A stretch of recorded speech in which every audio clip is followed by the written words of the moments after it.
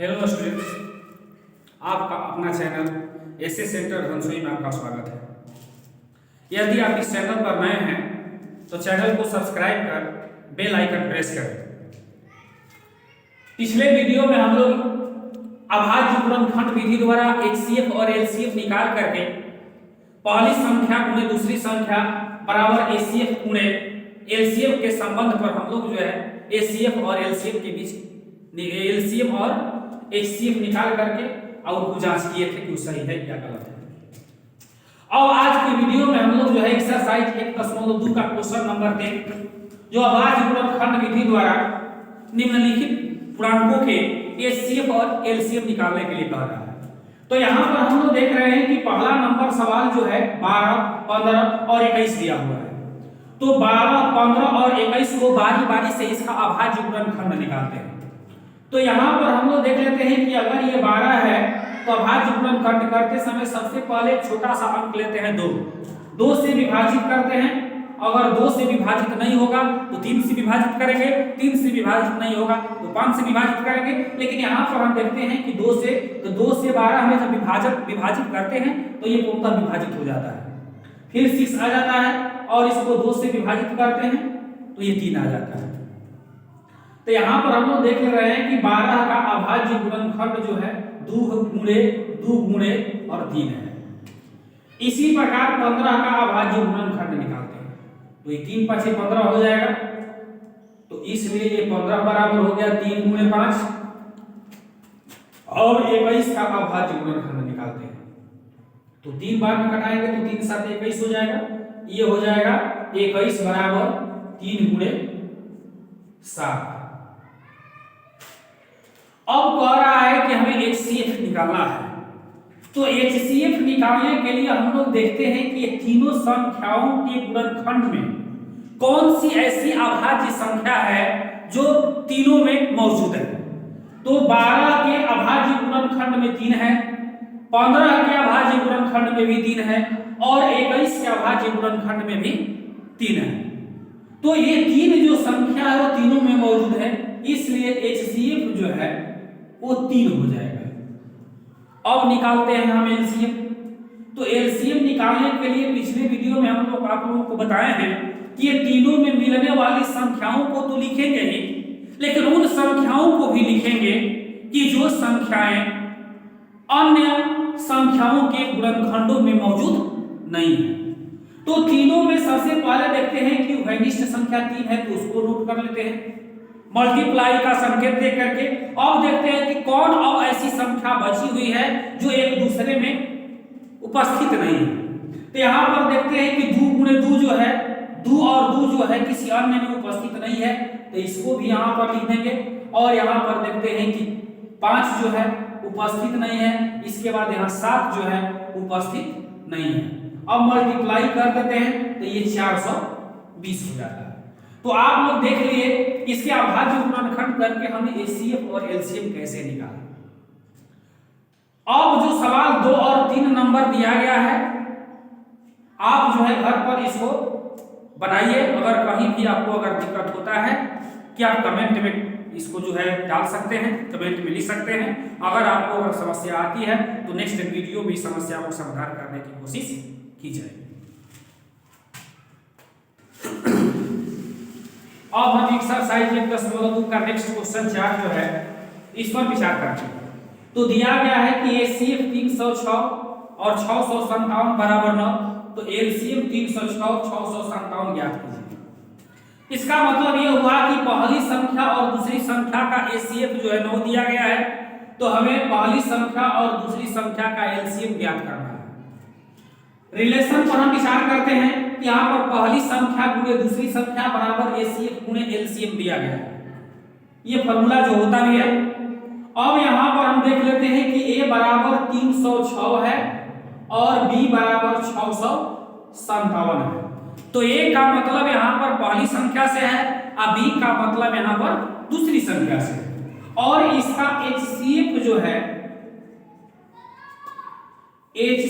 जो है वो 9 दिया है और एलसीएम हमें ज्ञात करना है। तो एलसीएम ज्ञात करने के लिए कह रहा है यहाँ पर से अगर एलसीएम अगर हम उठाते हैं तो एलसीएम बराबर हो जाएगा पहली संख्या गुणे दूसरी संख्या अब बटा में HCF। तो अब यहां पर हम देखते हैं कि पहली संख्या को हमने यहां पर a माना है और a का मान 306 है, तो 306 लिख सकते हैं। और यहां पर दूसरी संख्या 657 है, तो 657 लिख देते हैं। और भाई यहां पर HCF इसका 9 दिया गया है, तो मैंने 9 लिख दिया है। अब क्या काम करते हैं कि 657 को 9 से विभाजित करते हैं, तो 9 7 63 हो जाएगा। यहाँ 65 है, 63 जब 65 में से घट जाएगा तो 2 बचेगा, तो ये 27 हो जाएगा। और 27 को 9 बार में विभाजित करेंगे तो 9 3 27, ये 73 बार में 657 जो है 9 से विभाजित हो जाता है। तो अब ये देखते हैं कि 306 गुणे 73 हो गया। अब 306 में 73 से अब जब मल्टीप्लाई करते हैं हम, तो इसका गुणनफल जो है 22,338 प्राप्त होता है। अतः हमें एलसीएम जो ज्ञात करना था वो 22,338 प्राप्त हुआ।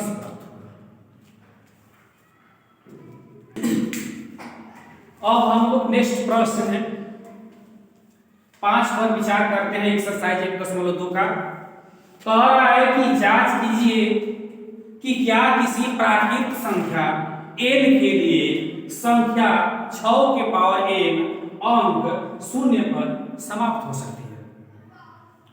तो 0 पर समाप्त होने का मतलब होता है कि उसकी इकाई के अंक पर 0 जैसे एग्जाम्पल के तौर पर हम ले लेते हैं 10, 20, 30, 40, 50, 60, 70, 80, इस तरह की अनेकों प्रकार के हम संख्याएं ले सकते हैं। यहां पर आप लोग देख रहे हैं कि 10 जो संख्या दिया गया है इसकी इकाई के स्थान पर 0 है, इसका मतलब हुआ कि संख्या 0 पर समाप्त हो सकती है। 20 लेते हैं, इसकी इकाई के स्थान पर 0 है, तो यह भी 0 पर समाप्त हो सकती है। 30 लेते हैं तो यह भी 0 है।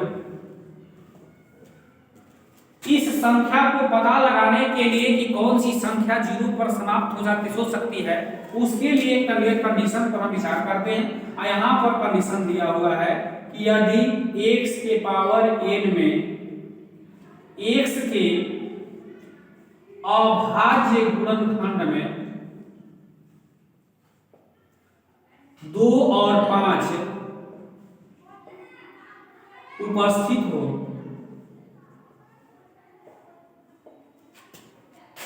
तो वे अंक 0 यानी 0 पर समाप्त हो सकती है, अन्यथा नहीं। कह रहा है कि x के पावर n में हम x की अभाज्य गुणनखंड निकालते हैं और उसके अभाज्य गुणनखंड में 2 और 5 ये दोनों संख्याएं अगर उपस्थित रहती है, मौजूद रहती है, प्रेजेंट रहती है, वर्तमान रहती है, तो संख्याएं 0 पर समाप्त हो सकती हैं। और इनमें से कोई भी एक संख्या उपस्थित न हो तो संख्या 0 पर समाप्त नहीं हो सकती। तो सबसे पहले हम लोग यहाँ पर विचार करेंगे कि जो एग्जाम्पल हम 10, 20, 30, 40, 50, 60, 70 और 80 के रूप में लिए हुए हैं, तो ये सारी की सारी संख्याएं जो है 0 पर समाप्त नजर आ रही हैं। तो अब हम लोग देख रहे हैं कि 0 पर जो समाप्त हो रही है उसके अभाज्य गुणनखंड हम करके देखते हैं कि उनके अभाज्य गुणनखंड में 2 और 5 संख्या मौजूद है कि नहीं। तो यहाँ पर 10 को लेते हैं तो देखते हैं कि 2 गुणे 5 है। 20 को लेते हैं तो इसमें 2 गुणे 2 गुणे 5 है। 30 को लेते हैं तो 2 गुणे 3 गुणे 5 है। इसी प्रकार अगर हम 40 को लेते हैं तो 2 गुणे 2 गुणे 2 गुणे 5 है। 50 को लेते हैं तो 2 गुणे 5 गुणे 5 है। इसी प्रकार हम एग्जाम्पल जो भी दिया गया उसको हल कर सकते हैं। तो यहाँ पर देखते हैं कि 10 जो संख्या लिखे हैं इसके अभाज्य गुणनखंड 2 और 5 है। 20 लेते हैं इसमें 2 गुणे 2 गुणे 5 है। 30 लेते हैं तो 2 गुणे 3 गुणे 5 है। 40 लेते हैं तो 2 गुणे 2 गुणे 2 गुणे 5 है। 50 लेते हैं तो 2 गुणे 5 गुणे 5 है। यानी यहाँ पर हम देख रहे हैं कि सभी संख्याओं के अभाज्य गुणनखंड में दोनों मौजूद है, इसलिए ये संख्या जो है 0 पर समाप्त है। लेकिन अगर इसके अभाज्य गुणनखंड में दोनों में से कोई अगर एक नहीं रहता है, अब्सेंट हो जाता है, अनुपस्थित हो जाता है, मौजूद नहीं रहता है, तो वैसे कंडीशन में वे अंक जो है 0 पर समाप्त नहीं हो सकता। तो प्रश्न संख्या 5 जो एक्सरसाइज 1.2 का है, तो इसमें जांच करने के लिए कह रहा है कि क्या किसी प्राकृत संख्या n के लिए संख्या 6 के पावर n जो है अंक 0 पर समाप्त हो सकता है। तो अब हम क्या काम करते हैं, इसको आप लोग नोट कर लीजिएगा, ये नियम हो गया। अब हम जो है इस एक्सरसाइज का जो 5वां प्रश्न है उसको हल करते हैं। तो यहां पर देख लेते हैं कि 6 के पावर यहां पर n दिया हुआ है। चूंकि हमें 6 के पावर n का मतलब हुआ कि x के पावर n के रूप में है और इसका अभाज्य गुणनखंड करते हैं। तो अभाज्य गुणनखंड करते हैं तो 2 × 3 के पावर n हो जाएगा। तो यहाँ पर एक कंडीशन हम लोगों को देखने को मिल रहा है, जैसे कि यहाँ पर 10 में 2 × 5 था तो ये 0 पर समाप्त हो गया। लेकिन इसके अभाज्य गुणनखंड में 2 तो है लेकिन 5 नहीं है। 5 के अलावा एक अन्य संख्या हम उपस्थित हो गई है 3, लेकिन 3 आने से ये 0 पर समाप्त नहीं हो सकती, क्योंकि 0 पर समाप्त होने का जो कंडीशन है, कंडीशन ये है कि x की वैल्यू जो है उसका जब हम अभाज्य गुणनखंड निकालते हैं तो उसमें 2 और 3 दोनों मौजूद होना चाहिए। लेकिन यहाँ पर 2 मौजूद है, 3 मौजूद नहीं है। इसका मतलब यह हुआ कि 6 के पावर n जो है अंक 0 पर समाप्त नहीं हो सकता है। तो इसको हम लिख सकते हैं कि यह 6 के पावर n अंक 0 पर समाप्त नहीं हो सकता है,